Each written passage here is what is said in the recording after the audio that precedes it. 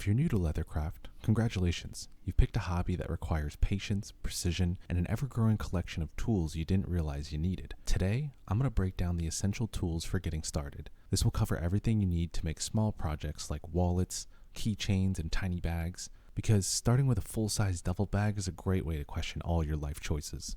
Let's start off with some cutting tools. I mainly use 3 types of cutting tools. First is a rotary cutter. If you want to slice through leather with minimal effort and maximum efficiency, this is the way to go. The rolling blade makes cutting smooth and easy. Unless you want to try and freehand it, in that case, good luck. Next is a box cutter. Great for thicker leather and straight cuts. Not so great if you're trying to carve out intricate details. But hey, if you enjoy frustration and jagged edges, go for it. Lastly, I use an X-Acto knife, or a utility blade. Perfect for detailed work, tight corners, and thin leather. Not so great when you try to cut anything over 2 ounces thick, unless you enjoy snapping blades and reevaluating your life decisions. An honorable mention is to try and get a cutting mat, unless you enjoy adding a rustic, heavily used aesthetic to your desk. Get one. Your table and your blades will thank you. Alright, let's get into some measuring and marking tools.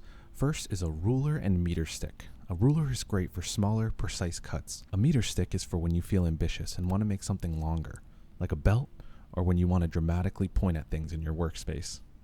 Next is a wing divider. Sure, you can mark stitch lines with a scratch awl and a ruler, but if you enjoy inconsistent stitching and regret, go ahead. The wing divider keeps things even, especially around corners. Keeping it moving here, we're going to go on to stitching tools. First, you'll need stitching chisels and a mallet. If you plan on stitching anything, you're going to need these. A soft mallet made of rubber or nylon prevents damage to your tools because nothing says fun like ruining your chisels on day one. A punching mat is also a good idea unless you enjoy leaving permanent indentations in your workbench. Next, you're going to need some needles. Regular sewing needles are too fragile for leather. They also have sharp tips, which means you'll spend half your time splitting your thread and the other half wondering why you didn't just buy the right needles to begin with. Leather stitching needles, on the other hand, have blunt tips, and they'll be a lot stronger and sturdier, so you'll be able to hand stitch with them and not worry about them breaking. Next, you're going to need some waxed thread. This helps thread glide through the holes easily and prevents unraveling. Also doubles as an impromptu candle wick in a survival scenario. Not really, but you never know. Last one in the stitching tools is a stitching pony, and I listed this as optional because you can stitch without one, but you'll need 3 hands and a patience of a saint. I made my own using spare wood, a Harbor Freight clamp, and some scrap leather. It's not pretty, but neither are my first few projects, so it fits the theme. Next section is adhesive and assembly. So for your adhesive, I use Eco-Weld glue, but contact cement or double-sided tape works too. Glue keeps everything in place before stitching, so your project doesn't shift around, unless you enjoy unpredictability and chaos.